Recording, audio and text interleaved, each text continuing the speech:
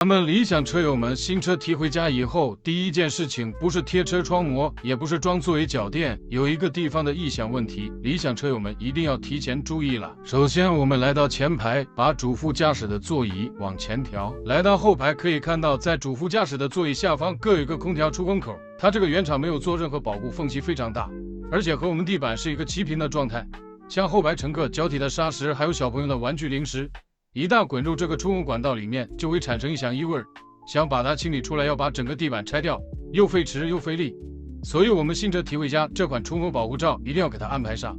它背后的话采用的都是3M 胶撕掉背胶，直接往上一卡就可以了，非常美观贴合，有效避免杂物进入，同时不影响正常出风。我把链接放在视频左下角了。